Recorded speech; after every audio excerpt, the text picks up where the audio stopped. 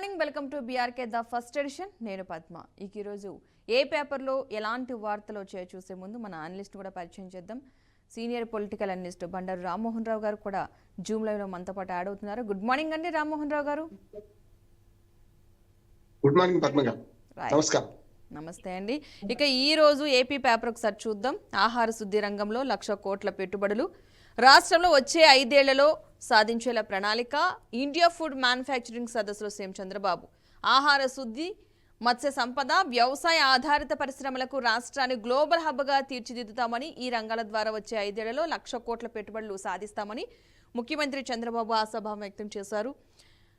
యాక్చువల్గా ప్రజలను అట్రాక్ట్ చేయడంలో ఒక మూడో ముఖ్యమంత్రిగా నిలిచారని కూడా ఒక వార్త అయితే రావడం జరిగింది. రైట్, ఇంకా ఈ పెట్టుబడులను ఆకర్షించడం ఏ విధంగా చూడాలి? నిజంగా ప్రజలను ఆకర్షించే ఒక ముఖ్యమంత్రిగా చంద్రబాబు నాయుడు 3వ స్థానంలో ఉన్నారు కదా, దాని గురించి కూడా, ఈ రెండింటి గురించి కూడా ఒకసారి విపులంగా. తప్పకమ్మా పద్మ గారు, మీకు అట్లాగే బీఆర్కే న్యూస్ ప్రేక్షకులకు నమస్కారం. సీ వాటర్ సర్వే, నిన్న ఇండియా టుడే వాళ్ళు చేసిన సర్వేలో ప్రధానమంత్రి గురించి రేపు ఎన్నికలు ఇప్పటికిప్పుడు జరిగితే ఏం జరుగుతుంది చేసుకుంటూ వరుసగా ముఖ్యమంత్రుల రేటింగ్ కూడా ఇచ్చారు. అందులో మమతా బెనర్జీ గారు మొట్టమొదటిగా ఫస్ట్ ర్యాంక్ వస్తే, థర్డ్ ర్యాంక్ మనకు చంద్రబాబు నాయుడు గారికి వచ్చింది. అభినందనీయం. ఎందుకంటే సంవత్సరం కూడా కాలే, మళ్ళీ 4వసారి ముఖ్యమంత్రి అయ్యి కనుక మొదటి నుంచి చూసుకున్నా అది వేరు. కానీ ఇప్పుడు ఈ సంవత్సరం చూసుకుంటే, ఈ 6 నెలలు చూసుకుంటే ఎవరికైనా దాని మీద ఓటింగ్ నిర్వహించారు వాళ్ళు, ఆన్లైన్ ఓటింగ్.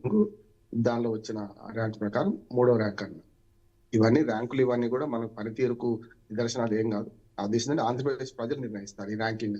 వెళ్ళి నిర్ణయించాల్సింది ఆంధ్రప్రదేశ్ ప్రజలు అయితే 1 ఇయర్ నుంచి చూస్తున్నారు. ఒక మునుగు ప్రకారం మిగతా ఆనాడు విధ్వంస పాలన నుంచి ఇప్పుడు జరగాల్సిన అభివృద్ధి పాలన వైపు పోతున్నామని అర్థమవుతుంది. ఇక నిన్న మన వారు విశాఖపట్నంలో ముఖ్యమంత్రి గారు అన్న మాట ఏంటంటే, ఇది వెళ్ళగా నాదంటే గూగుల్ పెద్ద క్యాంపస్ కూడా మనకు విశాఖపట్నంలో వచ్చే అవకాశం ఉంది అంటున్నారు. అనుకోకుండానే కాకతాళీయంగా నిన్న 3-4 ముఖ్య నాయకులు అందరూ కూడా నాకు విశాఖపట్నంలో ఉన్నారు. స్వయంగా ముఖ్యమంత్రి చంద్రబాబు నాయుడు గారిని విశాఖపట్నంలో అనేక అభివృద్ధి కార్యకలాపాలు ప్రారంభించారు. దాంతోపాటు ఉప ముఖ్యమంత్రి పవన్ కళ్యాణ్ గారు కూడా జనసేన అనే కార్యక్రమంలో 2వ రోజు పాల్గొన్నారు. ఇవాళ కూడా ఎంపిక చేసిన వ్యక్తులను పాల్గొంటారు. దాంతో పాటు లోకేష్ కూడా, యువ నాయకుడు లోకేష్ కూడా నిన్ననే వేరే కార్యక్రమంలో ఉన్నాడు. అంటే తండ్రి కొడుకులు వేరే కార్యక్రమం ఉన్నారు, ఉప ముఖ్యమంత్రి వేరే కార్యక్రమం ఉన్నారు, అలాగే హోమ్ మినిస్టర్ అనిత కూడా ఇంకొక కార్యక్రమం. అంటే 4 కార్యక్రమాల్లో 4 ముఖ్య నేతలు వేరువేరుగా ఉన్నారు. ఇది ఒకరకంగా చెప్పాలంటే విశాఖపట్నం అభివృద్ధి పట్ల ఒక అకుంఠ దీక్షతో పోతున్న ప్రభుత్వం ఎన్డీఏ కూటమి ప్రభుత్వం అనొచ్చు. ఆ రకంగా నిన్న విశాఖపట్నంలో మాట్లాడుతూ చంద్రబాబు నాయుడు ఏదైతే విశాఖపట్నం గురించి నేను ఇప్పటికీ ఎప్పుడు అంటుంటాను, నేను కూడా, అంటే ప్రపంచంలో అత్యంత వేగంగా ఎదుగుతున్న నగరాల్లో, అభివృద్ధి చెందిన నగరాల్లో ముఖ్యంగా విశాఖపట్నం కూడా వస్తుంది. కనుక విశాఖపట్నానికి ఉన్న వనరులు, దాంతోపాటు మన దేశవ్యాప్తంగా ఎవరు అక్కడ సెటిల్ అయినా కూడా భాషా సమస్య కూడా రాదు. మీకు దేశంలోని అన్ని భాషలు వాళ్ళు అక్కడ బతుకుతున్నారు. హైదరాబాద్ తర్వాత మన ఉమ్మడి ఆంధ్రప్రదేశ్ లో విశాఖపట్నం ఒక ఐకాన్ లాంటిది. కనుక దాన్ని అభివృద్ధి చేసే క్రమంలో ఆర్థిక రాజధానిగా చేస్తారని చంద్రబాబు నాయుడు గారు అన్నారు. అదే ప్రకారం జరుగుతున్నది. గతంలోకి వచ్చి విశాఖపట్నంలో కొంచెం కడప జిల్లా రాజకీయాలు, భూ ఆక్రమణలు ఇవన్నీ జరిగినాయి చూసాము. దాంతోపాటు నేను ఇంకొకటి కూడా జరిగింది. నేను కాకతాళీయంగా అయినా సరే మనకు పవన్ కళ్యాణ్ గారు రిషికొండ మొత్తం గుండు కొట్టించినట్టు అయిపోయింది. రిషికొండనంతా విధ్వంసం చేశారు, పర్యావరణ విధ్వంసం. దాన్ని ఇప్పుడు ఆ బిల్డింగ్ లేకపోతే మనం ఏం చేయలేము, పేల్చేయలేము. కనుక ఆ బిల్డింగ్ ప్రభుత్వ అవసరాలకు, ప్రజల అవసరాలకు వాడుకునే ప్రయత్నం చేస్తే బాగుంటుందని నిర్ణయం తీసుకుంటాం రేపు శీతాకాల సమావేశంలో అని పవన్ కళ్యాణ్, అట్లాగే అక్కడ జనసేన ఎమ్మెల్యే కూడా నిన్ను సందర్శించారు. అవన్నీ చూస్తే వాడకపోతే, ఎప్పుడు ఏ నిర్మాణాలైనా వాడకపోతే, ఉదాహరణకు కొత్త కత్తి తీసుకొచ్చామనుకోండి, మన గృహిణిగా మీకు కూడా తెలుసు, అంటే కొత్త కత్తి తీసుకొచ్చుకొని మనం అక్కడ పెట్టామనుకోండి, వాడకుండా ఏమవుతుంది, తుప్పు పడుతుంది. అదే నిమ్మకాయ కానీ మామిడికాయ లాంటిది అంటే రోజు వాడితే అది ఇంకా షార్ప్ అవుతుంది. అంటే ఒక కొత్త కత్తి విషయంలోనే అట్లా జరుగుతున్నప్పుడు ఇన్ని నిర్మాణాల విషయంలో ఏమి వాడకపోతే ఏం జరిగిందో చూశాను. నిన్న జనసేన ఎమ్మెల్యే లోపలికి వెళ్ళి చూపెడితే అన్ని మన బండలు పాకురు పట్టడం, లీకేజ్ కావడం, కొన్ని చోట్ల సీపేజ్ ఉన్నది, కొన్ని చోట్లనేమో మన బాత్రూమ్లు కారుతున్నాయి చూస్తున్నాం. అంటే వాడకపోతే ఏమవుతుందంటే మనకు టైల్స్ కూడా పగిలిపోయి కనపడాయి మనకు. కానీ రేపు దీన్ని ఎట్లా ఉపయోగంలో తీసుకురావాలి అంటే 2-3 అంశాలు కూడా పవన్ కళ్యాణ్ గారు చెప్పారు. మొదటిది, దీన్ని ఒక డెస్టినేషన్ మ్యారేజెస్ కు ఇద్దామా అనేది, లేదు దాన్ని ఇంకొక రకంగా అంటే మన మీటింగ్స్, పెద్ద పెద్ద మీటింగ్స్ వాటికి కూడా కిరాయికి ఇద్దామా అనేది ఒకటి ఆలోచన చేస్తున్నాం. ఇప్పటికే ప్రతి సంవత్సరం 15 నుంచి 20 లక్షల రూపాయలు దాని మీద మెయింటెనెన్స్ ఖర్చు పెట్టాల్సి ఉంది. కూటమి ప్రభుత్వం వచ్చి కూడా దాదాపు 14 ఏళ్ళు అయిపోయింది. కనుక ఇప్పటికే నిర్ణయం తీసుకోవాలి. నేను కోరుతుంది ఏంటంటే 14 ఏళ్ల తర్వాత కూడా ఇంకా నిర్ణయం తీసుకోకపోవడం సరైనది కాదు. సరే, అదైతే 540 కోట్ల రూపాయలు ఖర్చు పెట్టి ఆ భవనాలు కట్టారు. 540 కోట్ల రూపాయలకు వడ్డీ రావాలన్నా దాన్ని రకంగా కమర్షియల్ గా ఉపయోగిస్తే బాగుంటుందని. ఎందుకంటే ఆయన జగన్మోహన్ రెడ్డి గారు అప్పుడు దాన్ని కేవలం తన స్వంత అవసరాల కోసం, అంటే ఒక సీఎం క్యాంప్ ఆఫీస్ గా మారుద్దాం అనుకున్నారు. 3 ముక్కలాటలో 3 రాజధానులలో భాగంగా అక్కడ తన క్యాంప్ ఆఫీస్ పెట్టుకుందాం అనుకున్నారు. అంటే అక్కడ అసెంబ్లీ ఏమో అమరావతిలో ఉంటది, కార్యనిర్వాహక సెక్రటేరియట్ ఏమో విశాఖపట్నంలో ఉంటది, న్యాయ వ్యవస్థనేమో హైకోర్టు కర్నూలులో అన్నారు. అది అయిపోయింది, దాని ముగిసిన అధ్యాయం. కానీ ఇప్పుడు దీన్ని ఎట్లా వాడుకోవాలంటే నేనేమంటున్నానంటే, చాలా వరకు ఈ స్టార్ హోటల్స్ వీటికి చాలా అవకాశంగా ఉంటుందని నేను అనుకుంటున్నాను. ఎందుకంటే మనం చాలా పెద్ద ఎత్తున మనకు ఆదాయం గురించి అవకాశం ఉంటుంది. ఎవరికైనా లీజుకి ఇస్తే తప్ప దాన్ని ప్రభుత్వం నడిపితే 4 రోజుల్లో భవనాలలో మళ్ళీ ముళ్ళకంచెలు మొలుస్తాయి. అందుకనే నా ఉద్దేశం ఏంటంటే దీన్ని కమర్షియల్ గా వాడితే దానికి తగ్గట్టుగా ప్రతిఫలం వస్తుంది. కనీసం వడ్డీ బ్యాంకులో వేసుకున్న వడ్డీ అని వచ్చే అవకాశం ఉంటుంది. అందుకని దాన్ని ఆలోచన చేస్తా ఉంటున్నారు. శీతాకాల సమావేశాల్లో నిర్ణయం చేస్తా ఉంటున్నారు. పవన్ కళ్యాణ్ గారు కూడా చెప్పారు, ఈ నేను చెప్పిన 2 డెస్టినేషన్ మ్యారేజెస్ అట్లా మీటింగ్ ఏమైనా రెంట్కి ఇవ్వడం అనుకున్నారు. ఇప్పుడు ఫలక్నామా ప్యాలెస్ ఉన్నది చూస్తున్నాం కదా మనం, అద్భుతంగా ఎవరికి ఇచ్చేసారు వాళ్ళు మెయింటైన్ చేసుకుంటున్నారు. ఇంత పెద్ద భవనాన్ని మెయింటైన్ చేయాలంటే తెల్ల ఏనుగును సాధినట్టే. గవర్నమెంట్ పరంగా మెయింటైన్ చేస్తే ఇంకా ఎక్కువ ఖర్చు అవుతుంది మనకు, అంటే అదనపు ఖర్చు తప్ప ఇంకోటి ఏం లేదు. కనుక సాధ్యమైనంత వరకు దీన్ని ఒక డెస్టినేషన్ మ్యారేజెస్ తో పాటు ఫంక్షన్కి ఇవ్వడం, లేకపోతే ఎవరికైనా లీజ్కి ఇచ్చేస్తే ఆ లీజ్ అమౌంట్ ఇచ్చేస్తే వాళ్ళు అది చూసుకుంటారు, మెయింటెనెన్స్ చూసుకుంటారు, మళ్ళీ అట్లా అప్ప చెప్పడానికి వీలు ఉంటుందని నేను అనుకుంటున్నాను. ఓకే రైట్, ఇక మరొక అంశం అయితే చూద్దాం. వైసీపీ నేతలతో పరిచయాలు నిజమే, పోలీసులు ఎదుట కిలేడి అరుణ అంగీకారం, గత ప్రభుత్వంలోని పలువురు ప్రముఖులు ఉన్నతాధికారులు. అంటే గతంలో ఒక రౌడీ షీటర్కి ఈమె యొక్క ప్రియురాలుగా ఉన్న వ్యక్తి ఎన్ని అరాచకాలు చేసింది అన్న విషయం ఒక్కొక్కటిగా బయటకు వస్తూ కొంతమందిని బెదిరించింది, చావు వరకు తీసుకువెళ్లారు, కొంతమందిని చంపారు. ఇలాంటి ఆరోపణల నేపథ్యంలో రిమాండ్కి తీసుకెళ్లడం, విచారణ చేయడం, అందులో కొన్ని విషయాలు ఉన్నాయి. గత ప్రభుత్వ హయాంలో పోలీసుల యొక్క సపోర్ట్ ఫుల్గా ఉందని చెప్పడం. సో ఇలాంటి వాటిని అంటే ఒక డిపార్ట్మెంట్లో ఉన్న వాళ్ళు ఎంకరేజ్ చేయడం ఎంతవరకు కరెక్ట్ అంటారు? ఒక రౌడీ షీటర్గా ఉన్న వాళ్ళని, కొంతమంది బెదిరించడానికి వెళ్ళిన వాళ్ళని, పొలిటీషియన్స్ కావచ్చు, పోలీసులు కావచ్చు, ఎంత సపోర్ట్ చేయడం ఎంతవరకు కరెక్ట్ అంటారు? దీనివల్ల ప్రజలు ఎలాంటి ఇబ్బందులు ఎదుర్కొంటారంటారు అసలు? ఖచ్చితంగా నేరమయ రాజకీయాలు మంచివి కావు. గతంలో నేరస్తులు వేరేగా ఉండేవారు, రాజకీయ నాయకులు వేరేగా ఉండేవారు. రాజకీయ నాయకులు సంఘ సేవ చేసేవాళ్ళు, ఒక్కోసారి నేరస్తుల సపోర్ట్ కూడా తీసుకునేవాళ్ళు ఎన్నికలప్పుడు, అట్లా ఇట్లా కొంతవరకు. అట్లాగే ధనవంతుల సపోర్ట్ కూడా తీసుకునేవాళ్ళు. అంటే ఈ 3 వేరు ఉండే. ఉదాహరణకు గతంలో టాటా బిర్లా అనేవాళ్ళం. అంటే ప్రజలకు, మన పార్టీలకు విరాళాలు ఇచ్చేది పెట్టుబడిదారులు అయితే, ఎవరైతే రాజకీయ నాయకులు మెల్లమెల్లి చెడిపోవడం మొదలైందో అప్పుడు ఈ నేరస్తుల అన్న కూడా తీసుకోవడం జరిగింది. అంటే ఎన్నికలప్పుడు బెదిరించడం ఇట్లాంటివి కూడా. ఇప్పుడు ఏమైందంటే నేర చరిత్రలో ఎన్నిక అవుతున్నారు, సమస్య అది కదా. మన పార్లమెంట్ లో మన ఏడీఆర్ రిపోర్ట్ ప్రకారం 543 పార్లమెంట్ సభ్యులలో 150 మంది చాలా పెద్ద పెద్ద క్రైమ్స్ ఇన్వాల్వ్ అయిన కేసులో ఉన్నారు. ఇంకా రుజువు కాలేదు, రుజువు అయితే పదవి పోతుంది. అంటే ముద్దాయిగా ఉన్నారు వాళ్ళు, అర్థం చేసుకోవచ్చు మనం. ఇప్పుడు ఇట్లాంటి కిలాడీలను ప్రోత్సహించేది ఎవరు? వీళ్ళే కదా, రాజకీయ నాయకులే కదా. అంతేందుకు మన బాలినేని శ్రీనివాస్ రెడ్డి గారి మీద హత్య ప్రయత్నం చూస్తున్నాం కదా మనం. హత్య చేయడానికి ఒక కుట్ర బయటపడ్డది, 5గురిని అరెస్ట్ చేశారు ఇప్పటికే. మరి దాని పెరోల్ కూడా, శ్రీకాంత్ అనే ఒక రౌడీ షీటర్ పెరోల్ మీద కూడా పెద్ద ఎత్తున వివాదం నడుస్తుంది. హోమ్ మినిస్టర్ రాశారని, లేదు నాకు సంబంధం లేదని చాలా పెద్ద ఎత్తున ఆరోపణలు వస్తున్నాయి. ఇప్పుడు స్పష్టంగా తెలుగుదేశం పార్టీకి ఒక పరీక్ష, అంటే చంద్రబాబు నాయుడు గారు కూడా పరీక్ష. ఇప్పుడున్న ఎమ్మెల్యేలలో మొదటిసారి గెలిచిన వాళ్ళు కూడా చాలా పెట్టరైపోతున్నారు. అది చాలా ఆయనే హెచ్చరించారు 3 సార్లు, నేను లేస్తే మనిషిని కాదు, మీ సంగతి పడతాను, మీరు ఇట్లా చేస్తే బాగుండదని చెప్పి ఇప్పటికే ఎమ్మెల్యేలను హెచ్చరించారు. కానీ ఎప్పటికప్పుడు ఎమ్మెల్యేలు ఒక జాడిస్తూనే ఉన్నారు. ఆయన చెప్పిన మాట పక్కన పెడుతున్నారు. నేను 1995 సీఎం అవుతాను, మళ్ళీ ఇప్పుడు 2014 సీఎం అనుకోకండి, 2014 నుంచి 19 దాకా ఉన్న సీఎం అనుకోకండి అని చెప్పి హెచ్చరించినా కూడా ఇవే పనులు మళ్ళీ చేస్తుంది. చూస్తున్నాం, పుట్ట రాజశేఖర రెడ్డి గారు ఏం చేశారు, అట్లాగే దగ్గుబాటి ప్రసాద్ ఏం చేశారు, అనంతపురం ఎమ్మెల్యే, ఇవన్నీ చూస్తున్నాం. ఇది కూడా నేను ఏమంటున్నానంటే ఇవాళ మొదటిసారి రెండోసారి ఎమ్మెల్యేలు ఎవరైతే ఎన్నికల్లో కూటమి ప్రభుత్వంలో ముఖ్యంగా తెలుగుదేశం పార్టీ నాయకులలో క్రమశిక్షణ రాహిత్యం కనపడుతున్నది.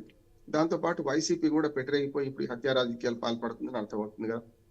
ఇప్పుడు ఆ హత్యా రాజకీయాలలో గతంలో మనకు వైసీపీలో ఉండి టీడీపీకి వచ్చిన ఎమ్మెల్యేల మీద ఎన్నికైన ఎమ్మెల్యేల మీద కూడా హత్యకు సుపారీ గ్యాంగ్ ప్రయత్నం చేస్తుందంటే అర్థం చేసుకోవచ్చు.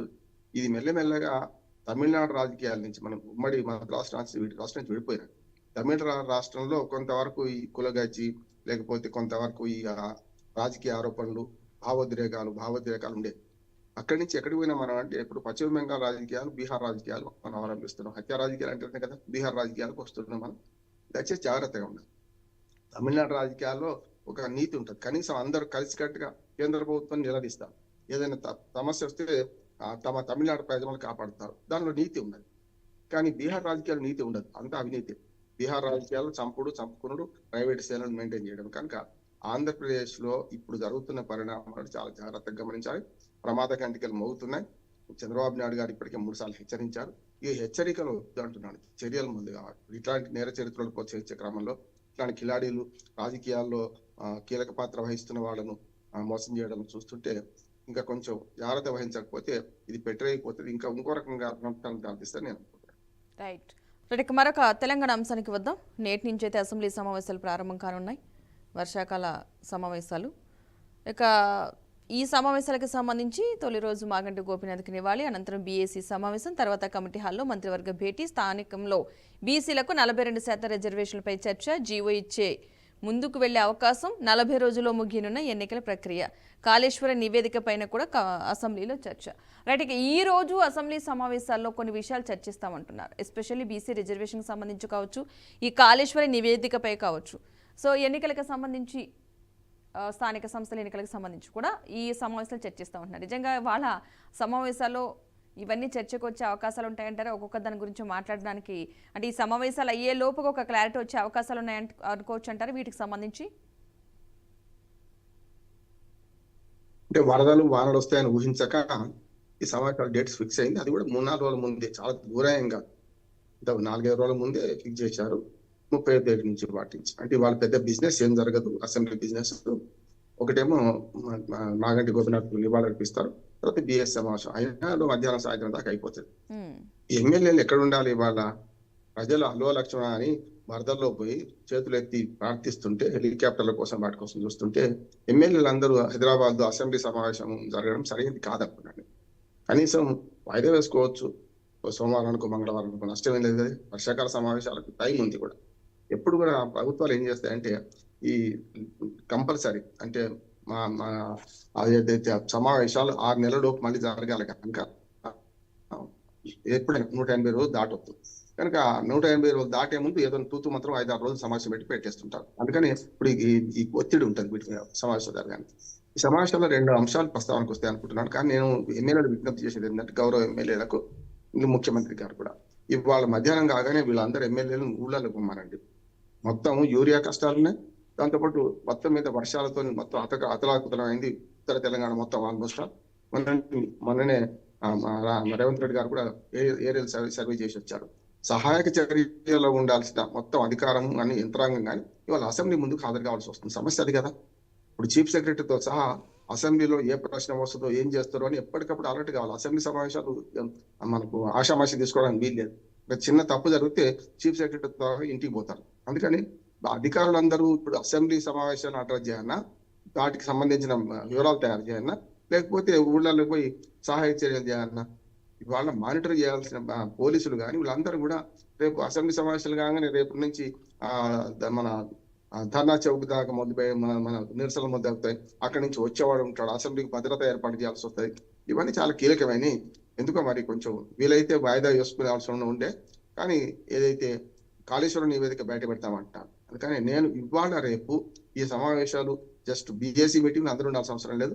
వాయిదా పడగానే ఎమ్మెల్యేలు అందరూ ఆయా నియోజకవర్గాలు పోతే బాగుంటుంది. ఆ మాట ముఖ్యమంత్రి నోట వస్తే బాగుంటుంది. మాలాంటి వాళ్ళు సామాన్యులు డిమాండ్ చేస్తే వాళ్ళకి చేయకపోవచ్చు. మీడియా ద్వారా నేను ముఖ్యమంత్రి విజ్ఞప్తి చేస్తున్నా, వీళ్ళందరూ కూడా ఈ గ్రామాల్లో ఉండండి. రేపు ఆదివారం సమావేశాలు ఉండవు కనుక ఎల్లుండి మళ్ళీ మొదలవుతాయి కనుక సోమవారం నుంచి అష్టమికి వస్తే రానియండి. ఈ లోపు కొంచెం కుదుట పడుతుందిగా. ఎందుకంటే ఎల్లుండి నుంచి సోమవారం నుంచి జరగబోయే సమావేశాల్లో ఉత్కంఠ మాత్రం రేపుతున్నది. ఎందుకంటే ఈ కాళేశ్వరం నివేదిక ప్రవేశపెడతారంట. ప్రవేశపెట్టిన తర్వాత కూడా కనీసం 1-2 రోజులు టైం ఇవ్వాలి ఎవరికైనా. ఒక్క రోజైనా టైం ಇಲ್ಲ, 24 hours టైం ఇస్తే దాని మీద అధ్యయనం చేసి వచ్చే అవకాశం ఉంటుంది. దాంతోపాటు ప్రతిపక్షాలు కోరుతున్నాయి ఏంటంటే మాకు గొంతు నొక్కేయకండి, మీరు కాళేశ్వరం రిపోర్ట్ మన అసెంబ్లీలో ప్రవేశపెట్టిన తర్వాత మాకు మాట్లాడే అవకాశం ఏంటి. ప్రతిపక్షం బలంగా ఉంది, 38 సీట్లతో ఫిరాయింపుదారుల మీద చర్య తీసుకోలేదు కనుక నేను 38 లెక్క పెడుతున్నాను. చాలా మంది మేము ఇంకా బీఆర్ఎస్ పార్టీలో ఉండామని బండ్ల కృష్ణమోహన్ నుంచి మొదలు పెడితే గూడెం మహిపాల్ రెడ్డి వీళ్ళందరూ అంటున్నారు కదా, కేసీఆర్ బొమ్మ వెనక పెట్టుకున్నాం అంటున్నారు కదా. నేను 38 మంది ఎమ్మెల్యేలు బీఆర్ఎస్ అంటున్నాను అఫీషియల్ గా. అట్లాగే 8 మంది ఎమ్మెల్యేలు బీజేపీకి ఉన్నారు, 7 ఎమ్మెల్యేలు ఎంఐఎంకు ఉన్నారు, 1 ఎమ్మెల్యే మన దీనికి సిపిఐకి ఉన్నారు. అట్లా చూసుకుంటే ప్రతిపక్షం బలంగా 65 మినహాయిస్తే మిగతా 65 పోతే ఇంకా 58 మంది బయట, 56 మంది బయట ప్రతిపక్షంలో ఉన్నారు. కనుక అది చూసుకుంటే ఇవాళ ప్రతిపక్షాల మాట కూడా విలువ దక్కాలి, మంచి చర్చ జరగాలంటే నేనైతే కోరుకుంటున్నాను దీని మీద వన్ సైడ్ చర్చ కాకుండా ఈ మేడిగడ్డ 2 పిల్లలు కుంగిన దాని మీద, మేడిగడ్డ, అన్నారం, సుందీల ఈ 3 బ్యారేజీల మీద కమిషన్ ఘోష్ కమిషన్ ఇచ్చిన నివేదికను బహిర్గతం చేయాలి. ప్రజలందరికీ అసెంబ్లీ సాక్షిగా బహిర్గతం చేస్తే మంచిదే. కనుక హైకోర్టు మందలించినట్టు మరి అంతకుముందే బహిర్గతం చేశారు, వెబ్సైట్లకు తీసేస్తున్నారు, ఇప్పుడు పెట్టుకోవచ్చు. అసెంబ్లీ సాక్షిగా ప్రవేశపెట్టిన తర్వాత పెట్టుకోవచ్చు, అందరం చూస్తాం, మీరైనా నేనైనా దాన్ని ఏముందో చర్చిస్తాం. 65 పేజీలు 20 పేజీలు నోటు చదువుకొని మనము సగం చర్చ కంటే బాగుంటది అనుకుంటున్నాను. అర్థవంతమైన చర్చలు జరిగితే మంచిది. దీని మీద గత ప్రభుత్వాన్ని బదనాం చేస్తామని ఈ ప్రభుత్వం ప్రయత్నం చేసిన కాదు, మేమే కరెక్ట్, అవినీతి లేదు అని వాళ్ళు వాదన చేసిన తప్పు. ఖచ్చితంగా కాళేశ్వరం ప్రాజెక్టులో అవినీత, లేకుంటే ఆశ్రిత పక్షపాతమా, లేకుంటే నిర్మాణ లోపాల, వీటి మీద పెద్ద ఎత్తున చర్చ జరిగి ఆ చర్చలో ప్రజలకు వాస్తవాలు తెలవాలి. అంటే ప్రజలకు ఓటేసి ఊరుకుంటారు, కానీ అసెంబ్లీ అసలైన వేదిక. ఈ చర్చ జరిగి రచ్చ కాకుండా చూస్తే మంచిదని నా ఉద్దేశం. Okay, right. మరొక అంశం చూద్దాం. బడుల్లో ముఖ గుర్తింపు హాజరు, కళాశాలలోనూ తప్పనిసరి చేయండి, మధ్యాహ్న భోజనం బిల్లులు ఆగద్దు, ఆటలకు కాంట్రాక్ట్ ఉపాధ్యాయులు, విద్యారంగంలో మౌలిక వసతుల కోసం రుణాలకు నిర్మలమును అనుమతి అడిగాం. ప్రభుత్వ బడుల్లో 90% విద్యార్థులు ఎస్సీ, ఎస్టీ, బీసీ, మైనార్టీలే. 10 ఏళ్ల గణాంకాలతో నివేదిక ఇవ్వండి. విద్యాశాఖపై సమీక్షలో సీఎం రేవంత్ రెడ్డి. అంటే తీసుకోవడం సమీక్షలో కొన్ని చెప్పడం బాగానే ఉంది. విద్యార్థులకి అటు ఉపాధ్యాయులకి కూడా హాజరు కాస్త ఇప్పుడు ఫేస్ ద్వారా ఫేషియల్ది అటెండెన్స్ తీసుకోవాలని చెప్పేసి అని అంటున్నారు. అండ్ ఫుడ్ ఎవరికైతే బిల్లులు ఉన్నాయో మధ్యాహ్న భోజనం పథకానికి సంబంధించిన బిల్లులు ఎప్పటికప్పుడు ఆగద్దు అంటున్నారు. కానీ చెప్పడానికి చాలా ఈజీగా ఆదేశాలు అయితే ఉంటున్నాయి. ఆ ఆదేశాలు నిజంగా అమలవుతున్నాయా, ప్రజలకు నిజంగా అమలయ్యే పరిస్థితి ఉన్నాయి? ఎందుకంటే కొన్ని హాస్టల్స్ పరిస్థితి చూస్తే చాలా పరిస్థితి, పిల్లలు ఎప్పుడు చూసినా ఫుడ్ పాయిజన్ పిల్లలందరికీ. సో ఇంత సమీక్షలో ఇన్ని విషయాలు చెప్తున్నారు, చాలా జాగ్రత్త తీసుకోవాలంటున్నారు. కానీ అయినా సరే ఎప్పుడు బయటకు వస్తూనే ఉంటున్నాయి. సంక్షేమ హాస్టల్స్ అని చెప్తున్నారు, వాటికి సంబంధించి ఫుడ్ పాయిజన్తో పిల్లలు బయటకు వస్తున్నారు. సో ఇన్ని ఆదేశాలు ఇచ్చినా సరే అమలు అవ్వట్లేదు. ఏం జరుగుతుందంటారు? ఈ ఆదేశాల వెనుక ఇవి కూడా ఏమైనా అమలయ్యే అవకాశాలు ఉన్నాయా? సేమ్ అలాగే రిపీట్ చేస్తారనుకోవచ్చు అంటారా? రత్న గారు, మీరు అక్షర సత్యాలు మాట్లాడారు ఇవన్నీ. ఎందుకంటే ఇవాళ ఆదేశాలు ఇవ్వడం సరిపోదు, ఆదేశాలు అమలుగా. కానీ ముఖ గుర్తింపు ఆదేశాలు ఇవాళ ఇచ్చినాయి కావు. గతంలో టీచర్లకు మొదలు పెట్టారు, ఇప్పటికే టీచర్లకు ముఖ గుర్తింపు ఆదేశాలు ఇచ్చారు, ఇప్పటికే పిల్లలకు కూడా మొదలు పెడతారు. మంచిదా? ఎందుకంటే ఫేస్ రికగ్నిషన్ వల్ల ఎంతమంది హాజరవుతున్నారు. యాక్చువల్ గా టీచర్లు మధ్యాహ్న భోజనంలో కకృతి పడతారని నేను అనుకుంటున్నాను, కానీ బాధ్యతలు మాత్రం వాళ్ళకు ఉన్నాయి కదా. ఇప్పుడు డాక్టర్ ఉమెన్ వాళ్ళు చేస్తున్నారు. మెల్లమెల్లగా దీన్ని మధ్యాహ్న భోజన బాధ్యతలను టీచర్లు దప్పియాలంటే, నేను హైదరాబాద్ నుంచి నాంది ఫౌండేషన్, అక్షయ వాళ్ళు కొన్ని జిల్లాలకు కూడా సప్లై చేస్తుంది. నేను ఆ భోజనం చేసి చూశాను కూడా, అది చాలా అద్భుతంగా ఉంటుంది. దాంతోపాటు వేడి భోజనాన్ని నిమిషాలు అందిస్తే ప్రయత్నం చేస్తున్నారు. అంటే పొద్దున 10 గంటలకు బయలుదేరుతుంది, ఒక 150 కిలోమీటర్ల వరకు సప్లై చేసి మళ్ళీ వెనక్కి వస్తున్నారు. ఏది నాంది ఫౌండేషన్, అక్షయ ఫౌండేషన్ వాళ్ళైతే. అంటే హైదరాబాద్ నుంచి 100-150 కిలోమీటర్ల కూడా. అట్లాగే వరంగల్ కేంద్రం, నిజామాబాద్ కేంద్రంగా ఇట్లా పెట్టారు అనుకోండి. ఇప్పుడు డాక్టర్ ఉమెన్ తీసేయమనట్లేదు, వాళ్ళకి వేరే ఉపాధి కల్పించుకోవచ్చు. కానీ ఎక్కడికక్కడ చేయడం వల్ల కూడా వంటలో ఇబ్బందులు ఇవన్నీ ఉంటున్నాయి మనకు. దీని మీద ఆలోచన చేయాలి. ఇక ముఖ గుర్తింపు అనేది ఎందుకు అవసరం చెప్తాను. ఇవాళ తెలంగాణలో 2362 బడులు, నేను అక్షరాలు చెప్తున్నా, 2362 బడులలో ఒక్క అడ్మిషన్ కూడా కాలేదట. మెల్లమెల్లగా ప్రభుత్వ బడులు మూతపడుతున్నాయి, ప్రైమరీ సెక్షన్స్. ఎందుకు అవుతున్నాయి? దానికి కారణం ఏంటిది అంటే 3 ఏళ్ళు నిండగానే పిల్లల్ని బడిలో ఇద్దాం అనుకుంటున్నారు. 3 ఏళ్ళు నిండితే వీళ్ళు తీసుకోరు. అంగన్వాడీ కేంద్రాలేమో దూరంగా ఉంటున్నాయి. కనుక అంగన్వాడీలను అంటే ప్రైమరీ ఎడ్యుకేషన్ ను ఈ ప్రైమరీ ఎడ్యుకేషన్ లో కలపాలి అని చెప్పి జాతీయ విద్యా విధానం చెప్తున్నారు. మరి జాతీయ విద్యా విధానం అమలు చేయకుండా ఇప్పుడు ప్రతిపక్ష పార్టీల అధికారంలో ఉన్న చోట ఉంటే రేపు ప్రైవేట్కి వెళ్ళే పిల్లలు పెరుగుతారు. ఆటోమేటిక్ ఇప్పుడు 2362 బళ్ళల్లో ఒక్కరు అడ్మిషన్ కూడా కాలేదట. మన టీచర్లు ఏం చేయాలి, పిల్లలు దీనికి స్కూల్ ఏం చేయాలి, మూతపడన్నారు. మరి ఇట్లా మూతపడుకుంటూ పోతే ప్రైమరీ ఎడ్యుకేషన్ మొత్తం నాశనం అయిపోయినాక మీకు హయ్యర్ ఎడ్యుకేషన్ మనకు ఉన్నత విద్యకు ఎవరు పోతారు? 6వ తరగతి నుంచి జాయిన్ అయ్యే వాళ్ళు ఎవరు ఉంటారు? ఇక్కడ నుంచి ఉండాలి కదా, ఫీడింగ్ ఉండాలి కదా. అందుకని ఏమవుతుంది అంటే హై స్కూల్ బాగుపడ్డాయి. ప్రతి సబ్జెక్ట్ కు 2 టీచర్లు ఉన్నారు. హిందీకి 2, తెలుగుకి 2 అట్లా ఉన్నారు. కానీ ప్రైమరీ స్కూల్ పునాది నాశనం అయిపోతుంది. అందుకని 6వ తరగతికి వచ్చినాక ఓనమాలు పెట్టాల్సి వస్తుంది వాళ్ళకు. విద్యాశాఖ మంత్రి రేవంత్ రెడ్డి ఇవాళ రాష్ట్రంలో ముఖ్యమంత్రి ఆయనే. కనుక నిన్న సమీక్షని ఆహ్వానిస్తారని మంచిది. కానీ సమీక్షలకు మాత్రమే పరిమితం కాకుండా మీరు ఇంతకుముందు అన్నారు కదా పద్మ గారు, సమీక్షలకు మాత్రమే పరిమితం కాకుండా ఆచరణకు రావాలి. ఫేస్ రికగ్నేషన్ అనేది కేవలం టీచర్లు సరిగ్గా బడికి వస్తున్నారో లే, ఎంతమంది వస్తున్నారు ఇంతవరకే. కానీ చెప్పేది అక్కడ రావాల్సింది ఏంటి, మనకు అవుట్కమ్ ఏం రావాలి, పిల్లలకు చదువు రావాలి. కనుక టీచర్ల రెగ్యులేషన్ కూడా కావాలి. కానీ ఒక్క మంచి పని చేశారు. టీచర్లకు ఇప్పుడు హెడ్ మాస్టర్ ప్రమోషన్లు మనకి పూర్తయినాయి. ఇంకా వాళ్ళు జాయిన్ అవుతున్నారు. సోమవారం అక్కడ అయిపోతారు. దాని తర్వాత జరగాల్సింది పిల్లలకు ప్రైమరీ ఎడ్యుకేషన్ లో పునాది బాగుంటే తర్వాత మిగతాది నడుస్తుంది. కనుక ఆదేశాలుగా ఉండకుండా మీరు అన్నట్టు ఆదేశాలు అమలయ్యేటట్టే ఉంటే మంచిగా ఉంటుంది. ఆ క్షేత్రస్థాయిలో అమలు కావాలి. ఓకే, ఇక మరొక అంశం చూద్దాం. భారత్ చైనా కలిసి పనిచేయాలి. ప్రపంచ ఆర్థిక వ్యవస్థ సుస్థిరతకు ఇది అవసరం. జపాన్ మీడియాతో ఇంటర్వ్యూలో మోదీ వ్యాఖ్యలు. మేక్ ఇన్ ఇండియా కోసం రండి, ప్రపంచం కోసం తయారు చేయండి, పెట్టుబడులకు గమ్యం భారత్ జపాన్ ఆర్థిక సదస్సులో ప్రధాని మోదీ భారత్లో 10 ఏళ్లలో 6 లక్షల కోట్ల పెట్టుబడులే జపాన్ లక్ష్యం. ఇరు దేశాల కీలక ఒప్పందాలు. ఒమన్తో త్వరలోనే వాణిజ్య ఒప్పందం. సౌదీ, ఖతార్లతోనూ చర్చలు. పీయూష్ గోయల్. రైట్, ఇక చైనా భారత్ కలిసి పనిచేయాలి అంటే ప్రధాని మోదీ పెట్టుబడుల లక్ష్యంగా ఆల్రెడీ పర్యటనలు చేస్తూనే పెట్టుబడులు ఆకర్షించే ప్రయత్నం చేస్తున్నారు. కొంతవరకు కూడా సహకారం ఉంది. సో దీని సారాంశం ఏంటి, దీనివల్ల ఎలాంటి ఉపయోగాలు ఉండే అవకాశం ఉందనుకోవచ్చు అంటారు? ఇప్పుడు నిన్న ఇవాళ మనకు జపాన్ లో మన భారత ప్రధాని పర్యటిస్తున్నారు. రేపు రాత్రికి మళ్ళీ చైనాకి చెప్తున్నారు. చైనాలో 3 రోజుల సదస్సు ఉన్నది. 1, 2 సెప్టెంబర్ కూడా అక్కడే ఉంటారు చైనాలో. శుభ సూచకం అంటున్నాను. ఎందుకంటే రేపు జరగవలసింది కర్టెన్ రేజర్ ఇక్కడనే మన జపాన్ మీడియాతో మాట్లాడి ప్రధానమంత్రి గారు వెల్లడించారు. చాలా సంతోషం. ఎందుకంటే జపాన్ నుంచి కూడా మనకి 6 లక్షల కోట్ల రూపాయల పెట్టుబడులు వచ్చే అవకాశం ఉంది. మంచిది. ఎందుకంటే తోషిబా కంపెనీ మన జపాన్ కంపెనీలు అనేక మన దగ్గర పెట్టుబడులు పెట్టినాయి గతంలోనే. ముఖ్యంగా ఎలక్ట్రానిక్స్ విషయంలో చాలా పెద్ద ఎత్తున మనకు చిన్న టేప్ రికార్డర్ కొనుక్కున్న, రేడియోలు కొనుక్కుని జపాన్ కొనుక్కునే వాళ్ళు అప్పుడంతా. ఇప్పుడు కూడా ఎలక్ట్రానిక్స్ విషయంలో జపాన్ కంపెనీస్ ముందుకు వస్తున్నాయి. కొలాబరేషన్ ఇండియా అట్లాగే జపాన్ కొలాబరేషన్ లో ఇక్కడ పరిశ్రమలు పెట్టడానికి 6 లక్షల కోట్లు అంటే తక్కువేం కాదు. 6 లక్షల కోట్ల కనీసం ఒక 5-6 లక్షల మందికి ఉపాధి కూడా లభిస్తుంది నేను అనుకుంటున్నాను. మొత్తం దేశవ్యాప్తంగా ప్రత్యక్షంగా ప్రత్యక్షంగా తక్కువ ఉంటుంది, పరోక్షంగా ఎక్కువ ఉంటుంది. ఇది మంచిది. అట్లాగే చైనాతో సంబంధాల విషయంలో మొదలై లీక్ చేశారు కనుక దాన్ని ఆహ్వానిస్తున్నాను. ఎందుకంటే చైనా, భారత్, రష్యా RIC అంటున్నాను. రష్యా, ఇండియా, చైనా RIC ఏదైతే ముందుకు వస్తుందో దాన్ని కంటకింపుగా ఎవరు అనుకుంటున్నారంటే అమెరికా అనుకుంటుంది. అమెరికా కుళ్ళంతా ఇదే. ఈ 3 దేశాలు కలిసినాయి అంటే మాకు ప్రత్యామ్నాయంగా తయారవుతారు. జనాభా పరంగా 40% ప్రపంచంలో ఈ 3 దేశాలు కలిస్తే, ఇక బ్రిక్స్ దేశాలు కలిస్తే 40% వస్తుంది. 50% సగం జనాభా మనకు బ్రిక్స్ దేశాల్లో ఉంటుంది. అవన్నీ కలిపితే 21 దేశాలు కనుక కలిసినాయి అంటే ఇప్పటికే 11 దేశాలు ఉన్నాయి బ్రిక్స్ దేశాలు. కనుక అట్లా చూసుకుంటే సౌత్ ఆఫ్రికాను మనకు బ్రెజిల్ కూడా వస్తుంది. కనుక సగం జనాభా ఇందులోకి వస్తుంది.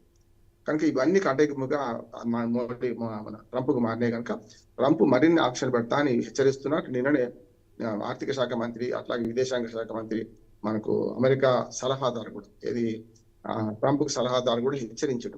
మీరు చైనాతో కలిసిందంటే చేతులు కలిపితే మీ చేతులు కట్ చేస్తాం, అంటే మీ ఆర్థిక వ్యవస్థను దెబ్బతీస్తామంటున్నా. చూద్దాం, అంటే ధీటైన సమాధానం మనం కూడా ఇస్తున్నాం. ఈట్కా జవాబు పత్తర్సి అంటే మీరు మన ఇటుకతో కొడితే మనం రాయితో కొడతా అంటున్నాం. ఖచ్చితంగా దీన్ని జపాన్ పర్యటన ఆశావాహ దృక్పథంతో మొదలైంది. దీనిలో మంచి ఆశించిన ఫలితాలు కూడా వస్తున్నాయి అనుకుంటున్నాను. రేపు ఎల్లుండి చైనా పర్యటన కీలకమైన పద్మ గారు. రేపు ఎల్లుండి చైనా పర్యటనలో ఒక సదస్సు జరుగుతుంది, ప్రపంచవ్యాప్త సదస్సు జరుగుతుంది. దాంతోపాటు 1-to-1 మాట్లాడుకుంటున్నారు. ఇప్పటికే ప్రధానమంత్రులు డైరెక్ట్ గా కలవడానికి చాలా ముందస్తుగా చాలా అన్ని ఏర్పాట్లు అయినాయి. ఇప్పటికే విదేశాంగ మంత్రి, చైనా విదేశాంగ మంత్రి మన దేశానికి వచ్చిండ్రు. మన అజిత్ దోవల్తో మాట్లాడారు, మన రక్షణ శాఖ మంత్రితో మాట్లాడారు. ఇప్పటికే ఆ చర్చలన్నీ పూర్తయింది. భారత్ నుంచి రష్యా కూడా మన ప్రతినిధి బృందం పోయింది గతంలో.